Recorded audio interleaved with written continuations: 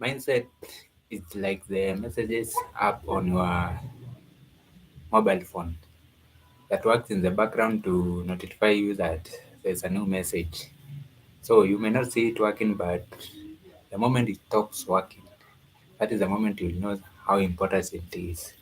So that is the same way that mindset works in your grand proposal. So mindset, you may not see it in the writing, but it very much influences your whether your grant proposal will be successful or not. So welcome to the your late experience podcast. This is the grant edition, and today we talk about mindset and how it shows up in your grant. So we'll start with the how mindset costs you the grant opportunity. So the first thing about mindset is that first of all is that having a limited mindset that rejection is bad. So when you have this mindset that rejection is bad, we'll go about avoiding situations whereby we'll go about avoiding applying for new new funders, and also after a while you will start saying that grants don't work for you, and now we'll end up giving up on the grant. So that is the first thing about the mindset is that it will cost you in terms of how you'll be going about applying for your grant, and also how you will be feeling about the when you receive that rejection. Because now when you have this mindset, now you'll feel as if the the funder that you have applied to, as if they are rejecting as an organization, or rejecting your mission, or rejecting you as the people. So that is the thing about this mindset that rejection is bad. It end up costing you opportunities in a kind of a spiral. So it doesn't not apply to the opportunities that you have just received the rejection on, but it end up spiraling, and now ultimately it affects the way you go about your grant process. The second thing is that it's having a need mindset. So a need mindset is when now when you approach founders, like now when you approach the founders, or when you are writing your grant proposal, or when you are writing a letter of inquiry, or when you are just getting introduced to the funder, when you have this mindset, you feel as if you have nothing to bring to the table, as if you are just there to receive financial support, and now there's nothing to bring to the table now. Now, the problem with this mindset is that when funders engage with you, they end up like it kind of gives off this neediness vibe, and now so the funders feel as if you are just taking from them, and now you are not giving anything back to them, and now this end up destroying that relationship. So that funder and your non-profit relationship. So that is how when you feel as if you have nothing to offer to the funder, that is how now it affects you in terms of the relationship you have with your funder. So that thing is thinking that grant writing is about funding organization on one side and profit organization on the other side. So you feel as if when you reach out to the fund, I feel as if you are engaging them in terms of as an organization. Now, when you have this mindset now, the way it shows up is that you end up forming very transactional relationship with your grantors, and now when there is something like maybe there are changes that are being made to the priorities of that funder, or maybe there's been a cut in the funding, will be the first one to be cut off, and also will not be told about any changes that will be coming up. So this may not affect you in the moment, but if anything changes in the future, it ends up affecting you very badly. So those are the three limiting mindsets. So the first one is thinking that rejection is bad. Second one is thinking that when you approach founders, it is a organization and organizational relationship which end up creating a transactional relationship. And the third one is having this neediness vibe that now run through in the language you use in your proposal and also in the tone you use with your founders and also the language and the tone you use in your grant proposal and also in the in how you approach the funders now when you're engaging them, you kind of give off this neediness vibe that you are only taking for them and you're not giving back anything in return. So now that you have talked about the limiting mindset that can affect your success in your grant process, let's talk about the thriving mindset, which now flip those limiting beliefs and now turn them into something that is more it's more potent for you in order to ensure that you are consistently securing grant opportunities. So the first thing about the driving mindset is that shifting your how you look at rejection. So instead of looking at rejection as a bad thing, as if they are rejecting your organization, as if they are rejecting you as the people, as if they are rejecting your process, want to shift that mindset and now start looking at rejections as a learning opportunity. So when you have this mindset now,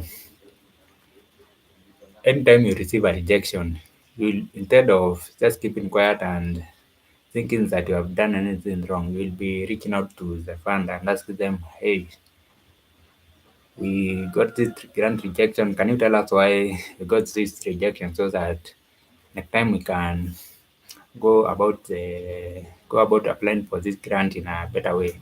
Now, when you do this now, you will know the real reason why your grant proposal was rejected. So it may be because of the language you use, it may be because of your budget, it's inconsistent, it may be the fund ran out. So they will give you the real reason. And now next time when you are applying now, you'll be in a better position to secure that grant than if you just kept quiet and now stop engaging with that fund. So that is the first thing, shifting your mindset about rejection. So you start looking at rejection as a learning opportunity. The second thing is that instead of approaching funders with this neediness vibe as if you have nothing to offer in return, you want to approach your funders as an equal partner. So when you approach your funders as an equal partner, you approach them in such a way that you show them that you are not just taking the financial support from them, but you have something in offer. And now, what you need to realize is that as a non-profit, you have so much to offer. So, like now, the way you can position yourself is that approaching the fund and telling them that yes, you are boosting our financial situation so that we can implement this project, but this is what we have in return. We have created this momentum so that for you when you come in, it not be like starting something new, it will be just scaling on what we are already doing. The second thing you can show that you are an equal partner is by showing the team that you have put in place in charge of that particular project and now showing the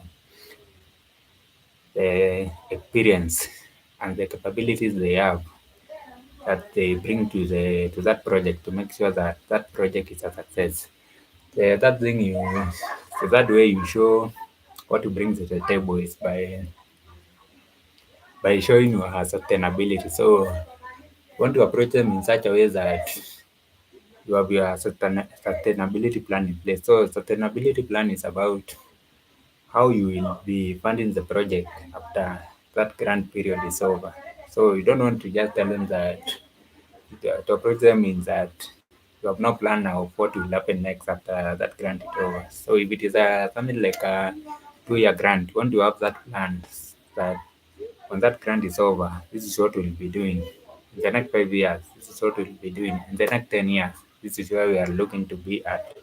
So we want to give up that vibe that we're not just taking from the funders, but we are giving something in return, something in terms of the impact that we are doing in the world, something impact in terms of the team we have put together to ensure that that project is a success, and the sustainability plan to ensure that your funders' financial support will not go down the drain, but you have plans of how you will build up on it so that you can even create more impact after your funding period is over. So that is how you shift from the neediness vibe, and now you start showing that you are an equal partner to the grand table.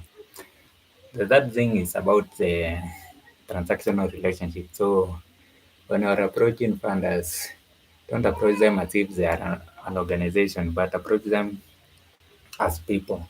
So learn about them, learn about what drives them, learn about what they care about. And now, when you do this now, it will enable you to create a very strong bond, a very strong relationship with that funder. And now, in case there are any changes like funding cut, like change of priorities, they will notify you in time, and now you'll able to shift,